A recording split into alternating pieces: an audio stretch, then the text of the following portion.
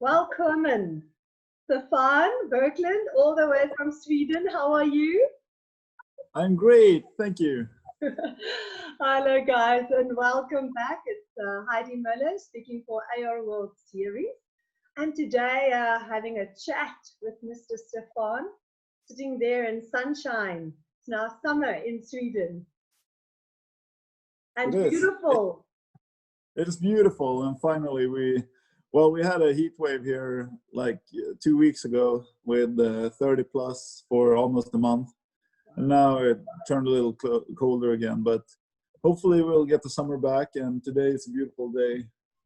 Some shattered clouds, but otherwise just sunshine, so that's really nice. Yeah, always when I follow you on social media, it's like cold and snow and skiing, but I know from the race footage of last year's event, it's absolutely incredible, beautiful in Sweden in summer.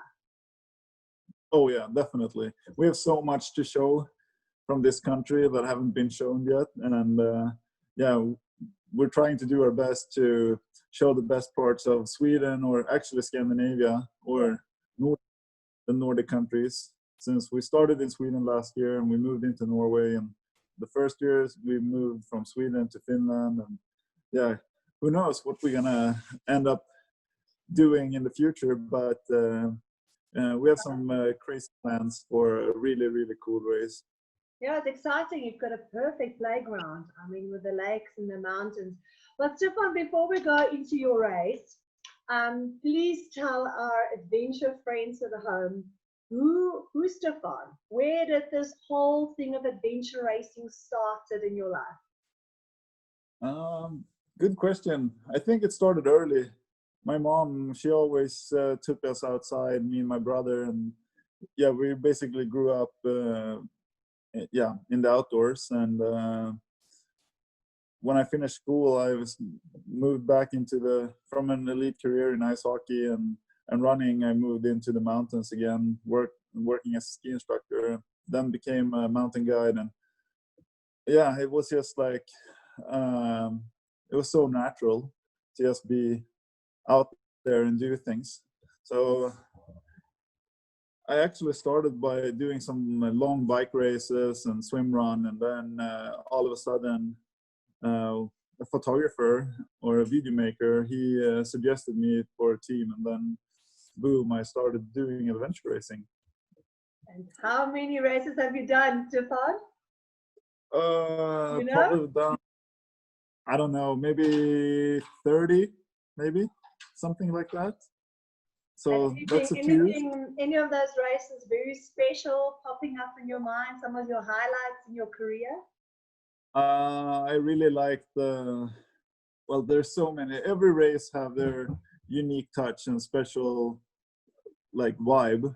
And of course, I really enjoyed being on Fiji in September at Eco Challenge.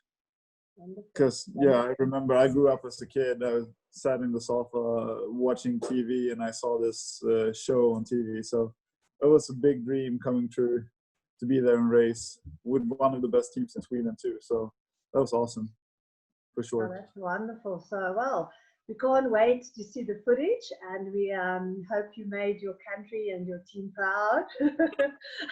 We might have we might have another conversation about that a little bit later. But yeah, Stefan, I think also to share with our friends at home, Stefan was part of the Swedish team with Arthur, the whole you were in the team with when Arthur was discovered. And that is quite an exciting story coming up next year. Is that true? Well, I don't know if they had a setback now with the corona. I don't know how they're doing with the recording. I don't think they've started yet, but it's going to be a Hollywood movie, and Michael is going to be very involved. He's going to be part of the whole filmmaking. So hopefully that's going to also, that together with the Eco Challenge coming back now on TV, hopefully that will bring the sport up again, and be more known.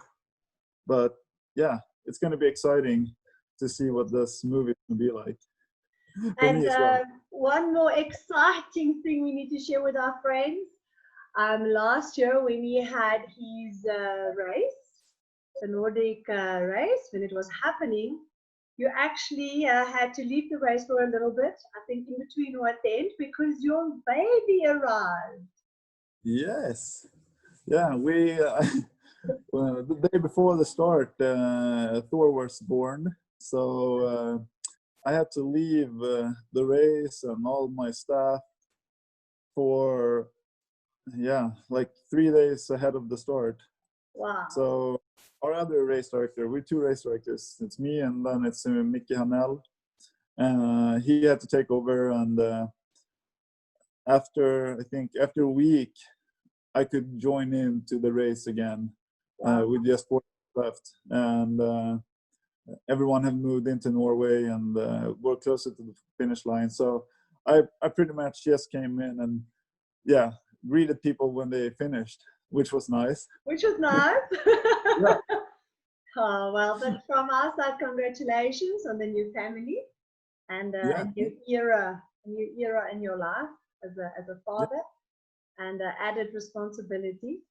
So, but Stefan, yes, and also in these times, obviously now you can spend a little bit more time at home. But let's tell our friends at home, why must they come and what's happening next year with your event? What did you plan for us? So please tell us a little bit more about the Nordic race for 2021. Yeah, for 2021, we have planned a new type of race. We're moving back to Stockholm where we had our first race. Yeah. We've hosted 2 races in Stockholm, but either we started in Stockholm or we finished in Stockholm. So this time we thought maybe we should spend more time there because it's an interesting city with a lot of green areas and parks and a beautiful archipelago. East of Stockholm, we have 26,000 islands, and we've really never used them. So for this, for next year, we're planning to do 2 races in one, actually. So it's going to be a 24-hour race, which is also part of the World Series. But the 24-hour race is more of an introduction. So if you've never done an adventure race but are curious, you can do just the 24 first hours. And the teams that are doing the long race, they have a restart after 30 hours approximately. So they do the 24 hours, then they get some rest, and then we have a restart, and we continue another 3 days approximately. And these 3 days going to be spent most out in the archipelago, in and around and on these islands that I'm talking about. Wow. So it's going to be a very unique.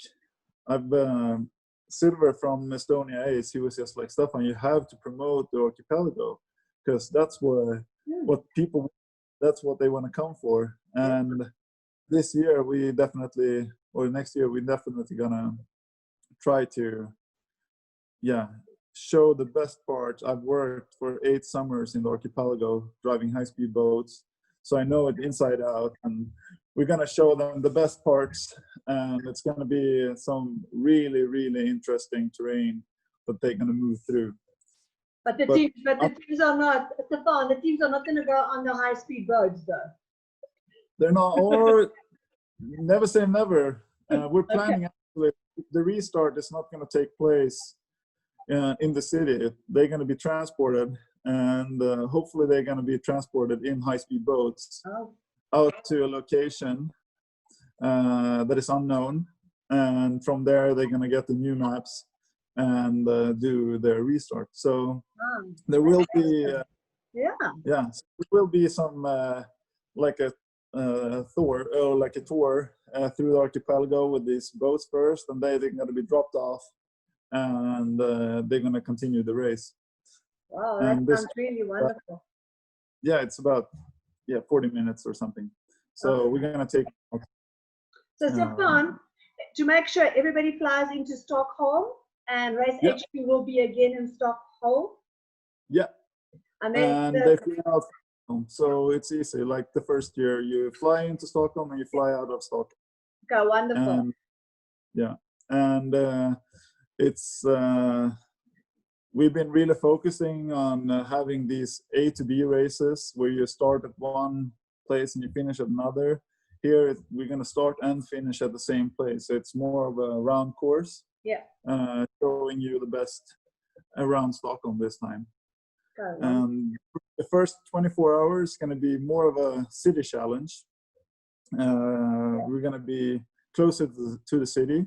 We're going to use some really, really iconic buildings in Stockholm for some amazing rope works. We're going to use other, cool, typical Stockholmish features. Like we have a lot of water. Stockholm is built on 14 islands, and we have locks. So we can use locks to do fun things, and like we did the first year. And then we have one brand new section with that is still a little bit of secret, but yeah, it's have never been done, what I know, in the World Series before, and or in an adventure race. So some new type of navigation. We're actually going to allow cell phones on one section. I think we have to move in this new spectrum to get more visibility and more audience. So we can actually use phones for promotion while we're racing, but we're also going to use them for navigation. So it's going to be interesting. I love it. As long as I can take a selfie at some PC point, I'm happy. Yeah, exactly. And get it out there. Awesome. Listen, Stefan, it sounds really wonderful. I also want to ask you about, I know in your past in your races, there were always been incredible rope sections. Are you going to include again a lot of rope sections this time? More than one? What is your idea about that? The first 24 hours is going to be, I think we have 4 rope sections. Wow. One of them is huge. Okay. So we definitely going to include rope sections. I think it's such a cool part of adventure racing, and that was make it spectacular, especially for people who don't know the sport. Yeah. They can relate to it somehow, that it looks crazy, even though for us, it's all about safety first, and then all the rope works that are done in our races are done by professionals. We actually hire a firm that works with this daily. So even though I know a lot about rope works, we prefer to hire someone to do this for us. Yeah, and, so you've got a good partnership with this rope work company. Yeah, exactly. Yeah, exactly. And they set up the different sections for you. And then when the teams basically stop, and the guys who's only doing a 24-hour race, and then those who's going to restart either by transporting them out on the boats or what, will there be another section of rope work in the second part of the race, or won't that be possible? We haven't decided yet. There might be one rope section, but it's not going to be staffed. So that's where we're at right now. We don't know if we want it like that, because it's going to be above water. Okay. So that's why we think maybe we don't need someone there. But at the same time, we're not sure. Many things can go wrong with rope sections, so we prefer to have someone there. So it all depends on staffing. Maybe better to have it, like you say, where you can sort of control it and have more, control over it.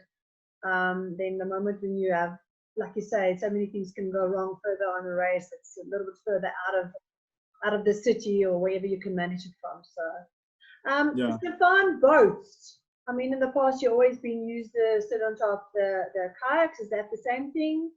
You're going to do rafts, back rafts? Last year we had both rafts, whitewater rafting and kayaking. This year we have invested in 20 brand new boats. We're looking into buying another 20 for 2021. So we will have brand new K2 kayaks. So, and they're fairly fast. They're plastic boats. I think but if you go like in a moderate pace, you do 8 k's an hour. If you really want to go fast, you can do 12. So I think this is going to be a great, what do you say? Right. It's going to be good. Great race. And everyone have the same kayaks. And these boats are, we know that they are good. We know all the rudders are working. We can supply people with paddles and life jackets if they don't have them themselves. So it's going to be easier to get people that don't have the equipment to do the races too. Yeah. Stefan, approximately how many kilometers? What did you work it out? It's going to be about 600 Ks. Last year were 700 Ks, very long race. So this year winning time, Stefan? I think we're gonna have winning time at 3 days, about 3.5 days. It's fairly fast race. You know, we don't have much elevation here. It's about, last year we had 17,000 vertical feet or vertical meters. Sorry. And this year it's going to be about, maybe, if we're lucky, 5,000. Okay. So it's fairly flat. We still have some hills, but it's especially one of the rope sections going to do, it's about 100 vert. So, and if you're going to come, any swimming involved? Sure, we're going to have a swim run section. It's going to be shorter though. It's just going to be, the first year we had a swim run section at 100 Ks. And that was the longest in the world. But this year it's just 10 Ks. So it's a little shorter.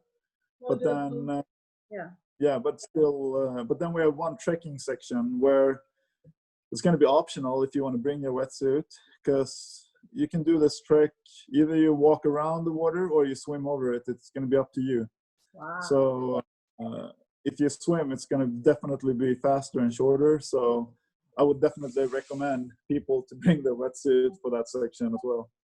Speaking of that, you mentioned the equipment like a wetsuit. Is there anything specific the teams need to cater for? I've heard now, obviously, there's rope section, so there will be rope gear. On the boat section, I'm talking mostly about the guys who's traveling, you know, the international guys, and to limit the gear on the back boxes and stuff. You'll give them with life jackets and paddles if they can't bring their own. But is there anything specific, anything like out of the ordinary? I think we're trying to get more teams here. So we eliminated the pack raft, so there won't be any pack rafting this year. And then for gear and for practice, I think it's really good if you practice a lot of rope climbing, because we're going to involve 2 sections of rope climbing the first 24 hours. And at the first one, the two team members have to do the rope section. Yes. And the 2 other team members, they will do something else. I can't tell you. Find something else, okay? And then we have one huge rope climbing section where you use your humors and you rope climb up the rope or the centers.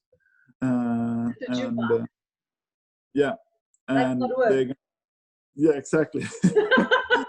That you need to go practice for. You just don't decide one day, wake up, and now you're going to do a Juma. Okay. You have to practice. Yeah, practice that. And paddling, I mean, Stefan, you're speaking about these beautiful islands, which I can visualize, I can see it already. How much paddling is involved? I mean, surely that will be a big component as well. Yeah, it's going to be quite a lot, but it's going to all be protected. So no crossing oceans like we did the first year or not, anything like that. But we have one pretty big kayak section. It's going to be about 150 to 200 Ks, but it's going to be broken up with trekking sections.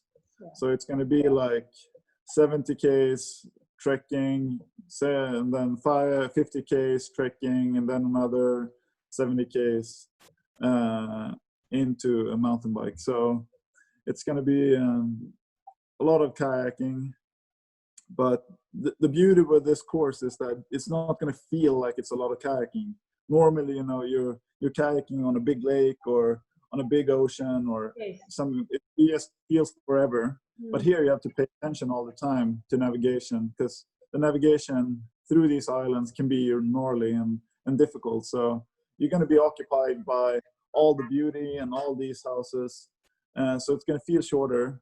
And we're actually doing this whole kayak sections this weekend to try it out. So please make sure to post some photos so that we can get into the mood and get the feeling.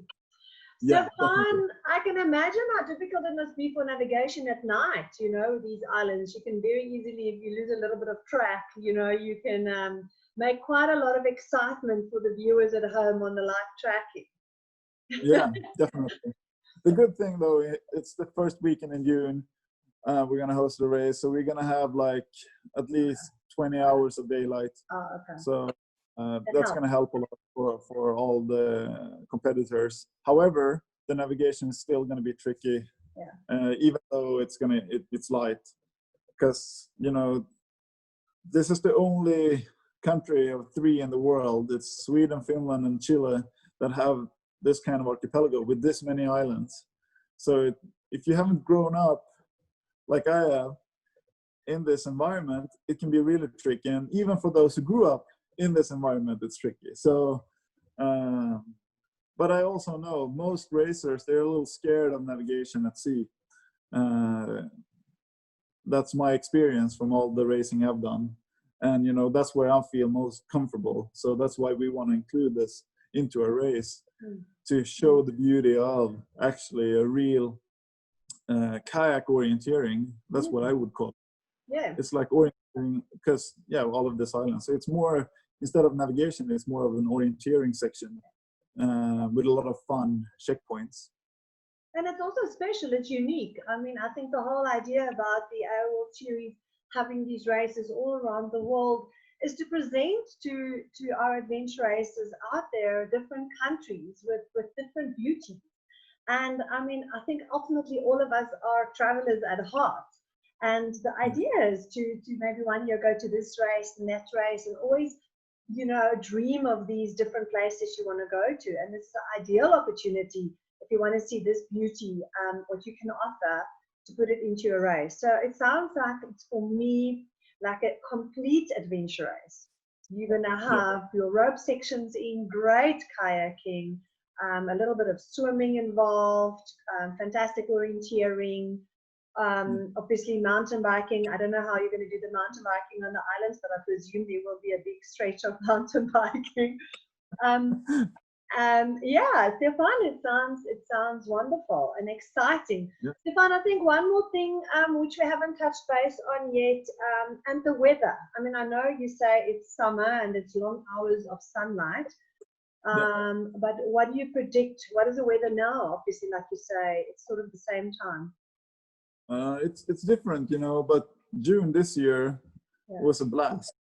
We had such a heat wave through the entire country. So this year would have been a really hot race, about 30 Celsius.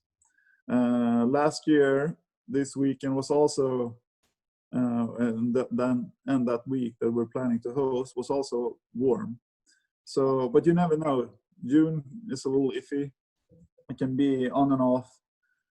So I would prepare for, the water is still going to be fairly cold, about maybe 13 to 15 Celsius. That's why you recommend that wetsuit. Definitely. I always recommend wetsuits. Even though when I do a hot race, I have my wetsuit. Nobody wants to do a swim in the middle of the night. It all ends up cold. Yeah. Yeah. That's good though. The swim run is going to be located like in warmer. It's more going to be lakes, but it's still the ocean. So, but they're really protected. The water doesn't move as much in there, so the water temperature is going to be about maybe 17, 18 Celsius, which is perfect for swim running. You don't want it too hot because then you overheat instead. Yeah. Stefan, it sounds wonderful. Last question. Any chances for people who cannot race, who would like to volunteer and be part of your race? Is there opportunity for them? And are you welcoming people to come and help you guys from around the world? Definitely. Yeah, definitely. We have a really international crew helping us at our race. We have our main crew, about 5-6 people.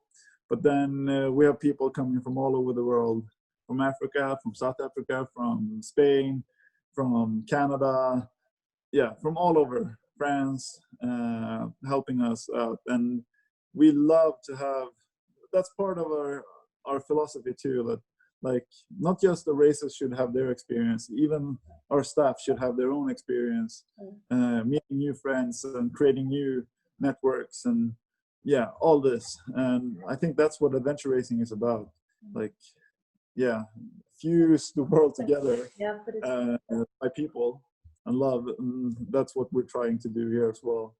That's wonderful. And for those who don't want to be racing or help out, we're gonna make a YouTube series out of next year's race, and it's gonna be presented in maybe we don't know yet, but maybe 6 to 10 episodes about the race. Wonderful. So that's going to be new for next year as well. And I guess family, I mean, with that beauty you're offering, and the Stockholm, the main city, and it's not too far from there, any family who wants to visit. So basically, they all can contact you, and you guys will make sure that they can also watch the team on their live tracking, but they can also view the race or just enjoy the beautiful Sweden, like everything. Yeah, it's going to be easy for families to join in if they want to. Yeah. And it's going to be easy for them to like, okay, this day we just going to go to the Tivoli and a museum, and the next day we want to meet up with the teams. That's going to be easy for them. Yeah. Even though for the racers, it's going to feel like they're out in the nowhere. But for families, it's easy to catch up. Everything is within driving distance pretty much. And of course you have to take a boat, but there's a lot of boats in the archipelago that you can access some of the islands where the race is going to be. Okay. So if you keep track on the live tracker, you can always catch up with them and share them on. And I think that's a nice future to this race as well. It's going to be more public and more accessible than before. Oh, wow. Yeah. That's wonderful. Stefan, before I say thank you and goodbye, is there anything you think we should know? Is there anything we missed? I don't think so. I hope this interview sounds interesting, and I hope you guys feel like, oh, this sounds interesting. I might want to do this race. Yeah, I think so. So to our adventure racing friends out there, this is Stefan, Nordic Island Adventure Race. It sounds absolutely beautiful. It feels like I want to get on a plane and go there immediately, as we are in winter in Africa, and we just would love to be there. So we wish you from ARWS side, Stefan, and your team and your young family all the best and love from our side. And we really message out there is just for all the race directors to have a wonderful 2021. We all know that this year was quite a different year for all of us. And we encourage all our teams who's in the areas, who can travel, please to support these guys. These race directors are putting their whole life and their love into creating these courses. And somebody like Stefan's got so much of his own experience as well, been racing like nearly in all the continents all over the world. So he really knows what it takes to have a great race. And we will put it together from the beginning when you arrive in Stockholm to when you depart. They will really look after you guys. And yes, as you could hear, you cannot do the race, but you would like to go and see this beautiful part of the world, reach out to them, and on their website and on Facebook, they can maybe accommodate you in their team. And I think lastly, by listening to this conversation, make sure you can do go and sharpen up your skills on rope work, go and swim a little bit, make sure you can paddle a lot, of course, trekking and cycling. And I think there you go. Oh yeah, remember your wetsuit. And of course, your spirit of adventure. Exactly. Thank you, Stefan. All the best to everybody. And as you say in Swedish, hej du. Hej då. Hej du. Bye bye.